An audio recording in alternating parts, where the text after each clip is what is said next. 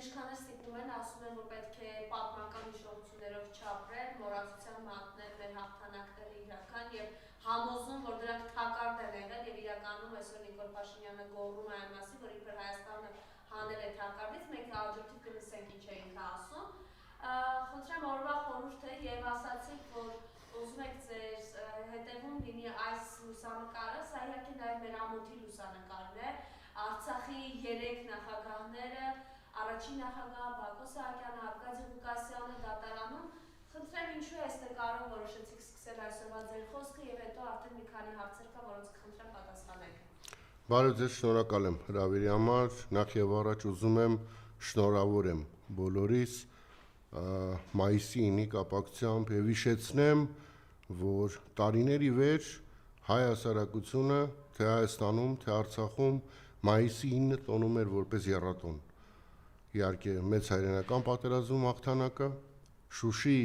ազատագրումը եւ Արցախի հանրապետության պաշտպանության բանակի կայացման օրը, ստեղծման օրը։ Իրոք եռատոն էր ինքս գործի բերումով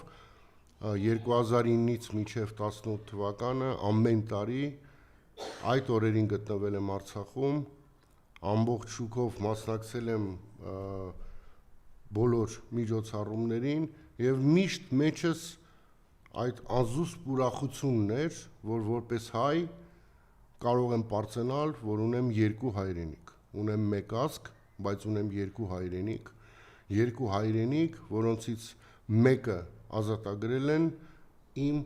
ժամանակ, այսինքն ես դրա ականատեսն եմ եղել, սա իրոք պարծություն էր եւ հյուրերը, որոնք մայիսի 8-ին եւ 9-ին ժամանում էին Արցախի հանրապետություն, մարդիկ կային, որոնք առաջի անգամ էին գալի, նույնիսկ ես խմբեր էի տանում Սփյուռքից մեր հայրենակիցների, մարդկանց, որոնք առաջի անգամ էին ոտք դնում Արցախ եւ մի քանի օր այնտեղ մնալուց հետո ասում էին մենք նոր հասկացանք, թե ինչ է իրականում նշանակում ազատ եւ անկախ հայ լինելը։ Այս օդը մեզ ուժ է տալի, այս հողը մեզ ուժ է տալի եւ ցավով պետք է նշենք, որ այսօր այդ եռատոնից բան չմնաց։ Մեզանից գողացել են մեր հաղթանակը, մեզանից գողացել են մեր հայրենիքի անբաժան մասը եւ հիմա էլ փորձում են մեզանից գողանան մեր պատմությունը, մեր հիշողությունները։ Ինչու եմ ուզել ինձ այս նկարը լինի, որտեղ սա երևի իմ կյանքի ամենադաժան օրերից մեկն էր, երբ որ ես լայվ ռեժիմով հետևում եմ այս դատավարությանը։ Հայաստանի Հանրապետությունում, այն Հայաստանի Հանրապետությունում, որը որ համարվում էր Արցախի Հանրապետության երաշխավոր, դատարանի շենքում հայտնվել էին միանգամից Արցախի Հանրապետության 3 նախագահներ, առաջինը, երկրորդը եւ երրորդը։ Երկրորդ եւ երրորդ նախագահները եկել էին Երևան, եկել էին դատարան, որպեսզի միջնորդեին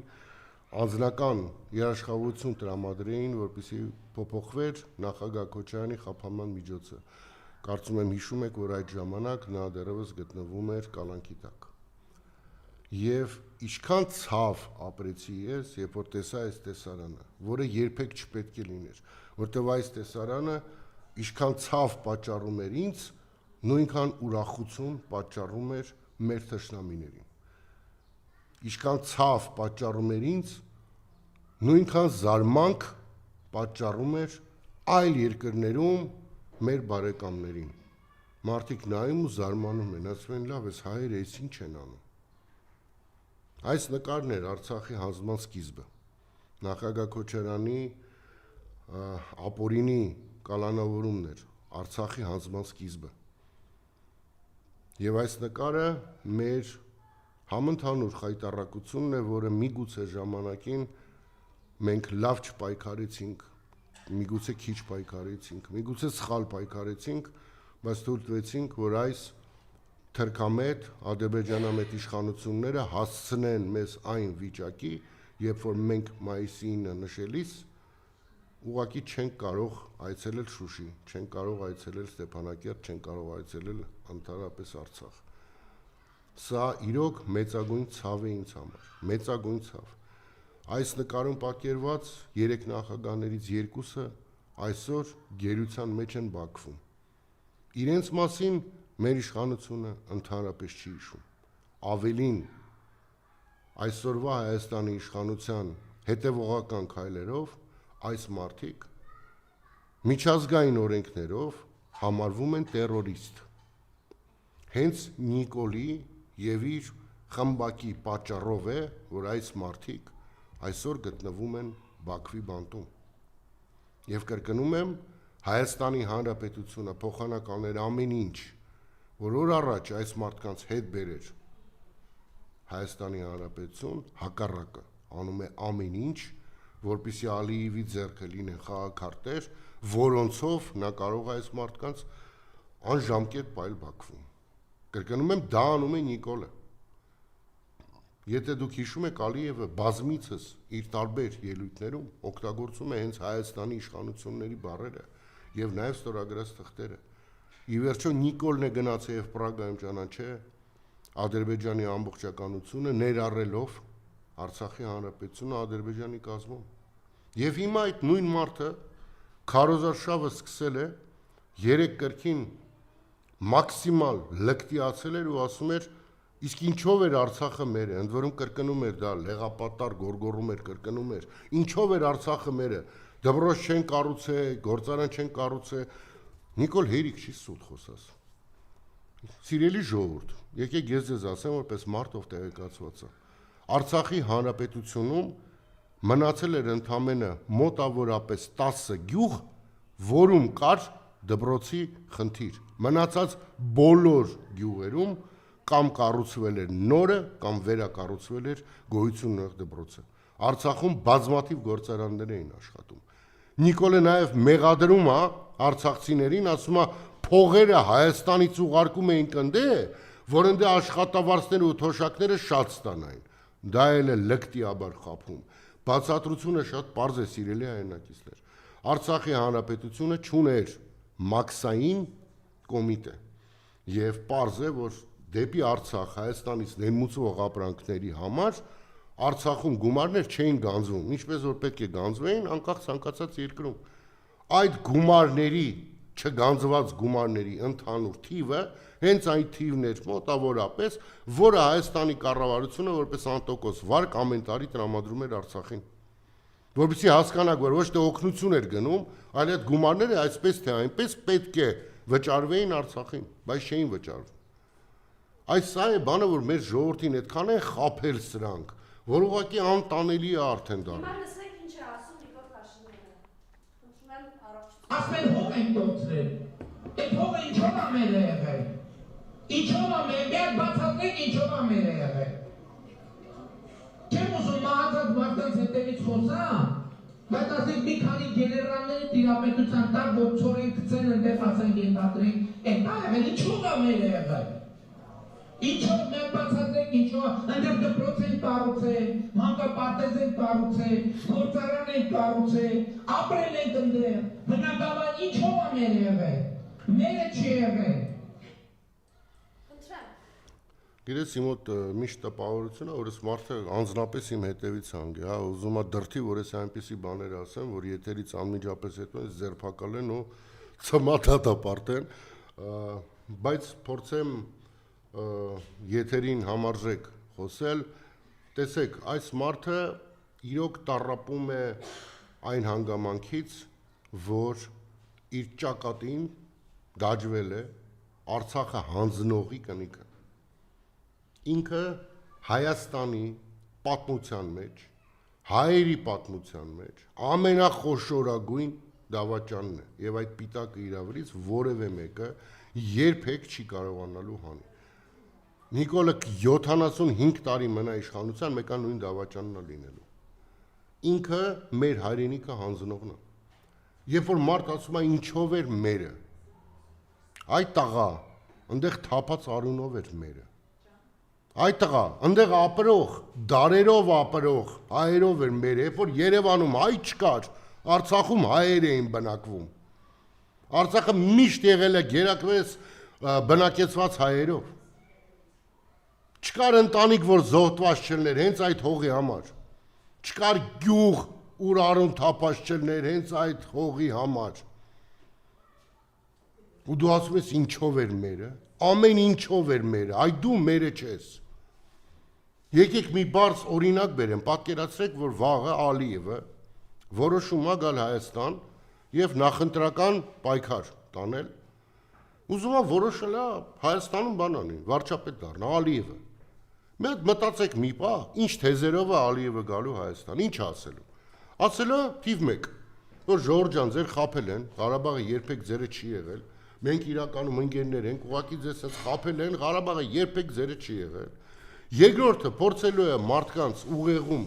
խաղաղության թեզը sense մթագնացության պես մտցնի, որ մարդկանց զգոնությունը զրոյի հասցնի, որ հետո ի կատարածի իր հրեշավոր ծրագրերը։ Հիմա կարող եք բացատրել, իսկ ինչ անում սա։ Նիկոլը նույնն է, ինչ որ կաներ Ալիևը, եթե Հայաստանում փորձեր դառնար իշխանության մաս։ Նույնն է անում։ Մի քանի անգամ ասել եմ Ալիևը միգուցե հայերի հանդեպ շատ ավելի բարեդրացական վերաբերմունք ունենար, կամ Նիկոլը։ Նիկոլը հայերին ավելի շատ է ատում, կամ Ալիևը։ Չի կարա մարդ 5000 զոհված ունենա, զոհտա պատերազմի ժամանակում մոռանա այդ ամեն ինչի մասին, չի լինում այդպես, ուղղակի չի լինում։ Չի կարա մարդ գնա Ղարաբաղում ասի Արցախը Հայաստանի է վերջ, հետո նույն առոգանությամբ գոռա, որ Արցախը ինչով էր մերը։ Չի կարա մարդ գնա անդե նախագահի երթմնակալության արարողությանը մասնակցի, հետո գա, ասի երբեք մերը չի եղել, մեզ խաբել են։ Մենք չունեինք Հայաստան, ստացանք Հայաստան։ Լավ ոնց կարա բանական մարդը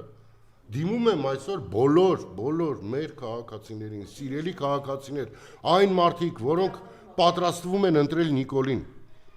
Ժողովուրդ, ուշադիր լսեք ինչ է այս մարդը ձեզ ասում։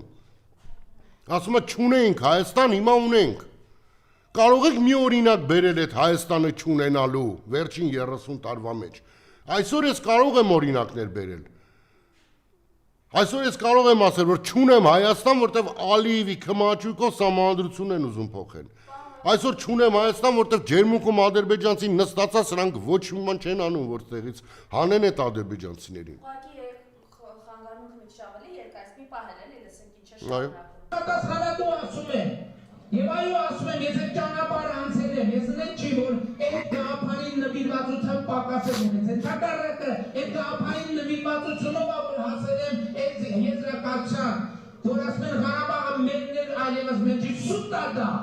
Իրականությունն է, որ Հայաստանը մերը չէ, հիմա մեկն է, որովհետև դուք տենեք Հայաստանի Հանրապետությանը, ինչի Հայաստանի Հանրապետության քաղաքացի բանա որոշեք։ Երբ հաբանով 91 թվականին մի հատ ընտրություններ աղել նախագահական, շատ լավ, անկախությունից մի ամիս հետո, Գիտեք, եթե Նիկոլին համարենք օրինակի համար ադրբեջանցի կամ թուրք, ապա իր բոլոր ասածները շատ ճիշտ է դառնում։ Այսինքն ուրիշ բացատրություն շատ դժվար է տալ։ Օրինակ, երբ որ թուրքը ասում է, որ Ղարաբաղը երբեք մերը չի եղել, լրիվ հասկանալի է, շատ ճիշտ է ասում։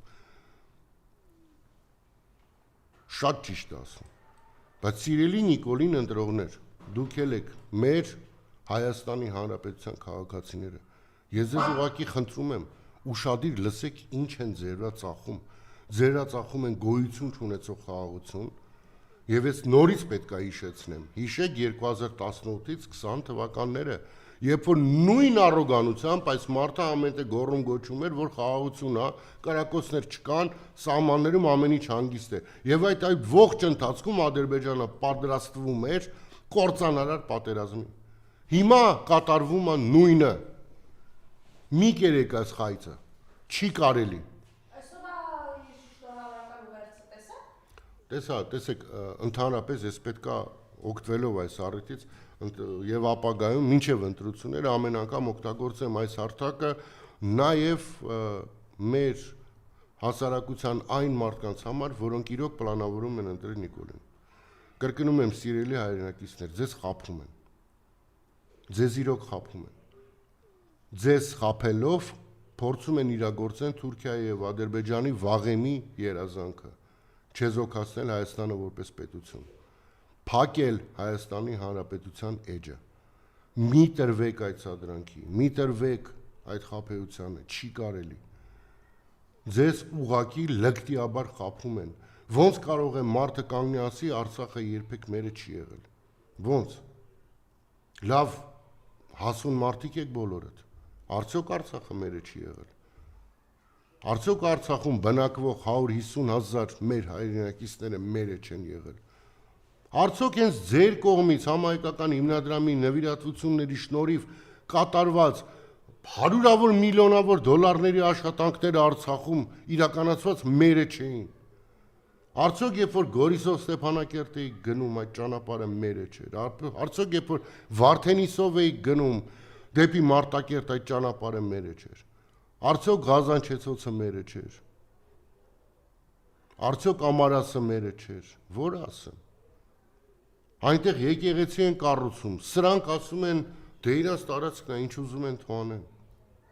Սա լկտիության գագաթնակետն է, սիրելի հայրենակիցներ, դուք չպետք է դրան հավատաք։ Ընտրեք ընդդիմության մեջ ում կուզեք։ Այո, իմ կարծիքը չի փոխվել, ես ինչպես սատարել եմ նախագահ Քոչարյանին, այդպես էլ սատարելու եմ։ Ես ի տարբերություն այլոց ոչ թիմ եմ փոխում, ոչ երբեք կարծիքս եմ փոխում։ Մենք անպայման կգանք ընտրությունների մասին խոսերը, որովհետև այո, մեկ ամիս է մնացել, ավելի քիչ, քարոզարշավներ մեկնարկել են, բայց մինչ այդ հիմա տեսնում եք, որ ինքը այսպես Սյունիքում է այս քարոզարշավը, հիմա Մեղրի է հասել, այս իրողությունը եւ այնտեղից արևելքը ես կդնեմ մի հատվածը, թե ինչպես է, հիշում եք նախորդ քարոզարշավին, որ մեր բորդուրները գլիզելու, ասֆալտը կեցնելու, հիմա էլ ուրիշ բաների մասին է խոսում, գլուխը ոտու ձեռը ջարդվելու, բայց մինչ այդ տեսեք նա շատերի խոսքով ինքը այսպես ասենք միջոց ձեռնարկեց, որպեսզի նստա, այսպես երեք պարոն Գեղամանուկյանը ասաց, Մոսկվա չմեկնելու համար։ Տեսեք, եթե մենք վերհիշենք 21 թվականի նախընտրական իրավիճակ, ապա կհիշենք, որ եթե չեմ սխալվում 21-ին նա գնաց Մոսկվա եւ մասնակցեց պարադի, ընդ որում ոչ թե խնդիրը պարադին մասնակցելն էր, այլ գնաց ինչ որ բաներ խոստացավ եւ իհարկե գցեց։ Հիմա խոստանալու բան չունի, հիմա արդեն ամբողջությամբ գտնվում է Թուրքիա եւ ադրբեջանցու ազդեցության տակ, այդ ազդեցությունը օգտագործում են նաեւ եվրոպական մի շարք երկրներ եւ փորձում են Նիկոլի ձեռքերով Հայաստանը ամբողջությամբ կտրել Ռուսաստանի Դաշնությունից։ Թե ինչով է դա վտանգավոր մեր բոլորիս համար, բազմից ասել եմ, կասեմ եւս մեկ անգամ։ Սա ուղակի բառեր չեն։ Հայաստանի Հանրապետությունը կկործանվի բառիս բուն իմաստով։ Կփլուզվի տնտեսությունը, մենք չենք ունենա լույս, մենք չենք ունենա գազ։ Եթե մեր հասարակությունը ուզում է հասնի դրան, ապա միանշանակ պետք է ընտրի Նիկոլին, միանշանակ անկասկած։ Բայց եթե մեր հասարակությունը ուզում է, որ այս երկիրը մնա ազատ եւ անկախ, որ այս երկիրը կարողանա զարգանալ, ապա միանշանակ ձայնը պետք է տա անդիմությանը։ Նիկոլը ուղղակի իհարկե փախել է Սյունիք, որ չգնա Մոսկվա, այնտեղ էլ խաբել ասել է դες զբաղված եմ բան, որտեվ այլևս խոսալու բան չունի Մոսկվայում։ Նամանավանդ Ուկրաինայի նախագահի այցելությունից հետո Հայաստան։ Այդ այցելությունով նա ուղղակի թքեց, Նիկոլը թքեց Ռուսաստանի վրա։ Դրանից ավելի վատ բան դաշնակիցը չէր կարող անել դաշնակցի նկատմամբ։ Ուղղակի չէր կարող։ Մեդվեդևը շատ կոշտ արձագանքեց, ասելով երկու ռուսաֆոբ անուղեղներ էին հանդիպել իրար։ Մարիամ ջան, գիտեք ես մի բան ասեմ, մեր մոտ բանա դարել քննարկել Ռուսաստանի հայտարարությունները կամ ինչ որ բաները։ Ես կողմնակից եմ դրան, որ այլևս երբեք չքննարկեմ, թե ինչ է ասել կամ ինչ է հայտարարել Ռուսաստանը, որովհետև այն քայլերը, որը 18-ից սկսած Հայաստանը անում է Ռուսաստանի հանդեպ, միանշանակորեն բերելու են շատ վատ զարգացումների։ Հիմա հետևել թե Ռուսաստանում այս կամ այն պաշտոնյան ինչ է հայտարարել, ընդ որում ասեմ, որ դեռևս փորձում են որոշ պաշտոնյաներ լինել բավականին կոռեկտ, որոշները ոչ, բայց ակնհայտ է, որ Հայաստանի իշխանությունների ձեռքերով կտրվում է Հայաստան-Ռուսաստան կապը, որը միանշանակ բերելու է հակընդդեմ հարվածների Ռուսաստանից եւ իհարկե այդ հարվածների առաջի սխեման լինելու է տնտեսական։ Չես կարող գնալ Եվրոպական միություն, բայց մնաս ԵԱՏՄ-ի անդամ։ Հենց այն ԵԱՏՄ-ի, որը շնորհիվ Հայաստանի տնտեսությունը տարիների վեր զարգանում է։ եւ աննկարագրելի աճ ունի։ Այդ ամեն ինչը իրականություն է դառնում հենց ԵԱՏՄ-ի շնորհիվ, բայց այս իշխանությունը չհաշվարկելով, չգիտակցելով կամ գուցեև գիտակցելով անում է քայլեր, որոնք ուղղակի հակասում են Ռուսաստանի Դաշնության հետ մեր դաշնակցային հարաբերություններին։ Ինչի են դա անում։ Անում են, որտեվ Ալիևի եւ Էրդողանի գերիներն են, որտեվ Նիկոլը իրանց գերին է։ Ես միանշանակ պնդում եմ, Բաքվի բանտում գտնվող մեր հայրենակիցները շատ ավելի ազատ են, քան Նիկոլը, որտեվ իրանք այնտեղից կարողանում են դիմել հայասարակությանը եւ ասել պինդ եղեք։ Իրանք այնտեղից կարող են թելադրել իրենց կամքը, բայց մեզ այստեղ իշխողը վախում է, սարսափում է թե Ալիևից, թե Էրդողանից, թե ինչ ունեն իր վրա, միայն իրանք գիտեն։ Բայց ես նաև կասկած չունեմ, Մարիամ, որ իշխանափոխությունից հետո ընդդիմությունը միանշանակ, որը դառնալու է իշխանություն, բացահայտելու է հարյուրավոր, եթե ոչ հազարավոր, թե պետական դավաճանության դեպքեր, թե կոռուպցիայի, որոնք մեջ սրանք ուղղակի թաթախված են մինչև ամենագլխի վերևը։ Ուղղակի թաթախված են կոռուպցիայի մեջ, բոլորով։ Ժողովրդին փորձեցին խաբեն պրեմիաներով, որ ժողովրդի մեջ տարածեն գաղափար, դե հեսա բարձր պրեմիա են ստանում։ Իսկ իրականության մեջ պրեմիայի խոսույթը ընդհանրապես շղարշեր իրենց կոռուպցիոն սխեմաները փակելու համար։ Միայն մի դեպքով, անիվով մոտավորապես $80 միլիոն լափել են սրանք։ Սրանք նույնպես լափել են $100 միլիոն համահայկական հիմնադրամից, հենց ձեր սիրելի հայրենակիցներ տված գումարներից։ Եվ ես կասկած չունեմ, որ այդ ամեն ինչը բացահայտվելու է։ Շատ կարևոր է, որպեսզի մենք զգոն մոտենանք սպասվող ընտրություններին, դա շատ կարևոր է։ Իմիջիայլոց, քանի որ ռուսական կողմի արձագանքից էիք խոսում, երեք Զախինի խոսքներ տարածվեց, որ եթե հանկարծ Նիկոլը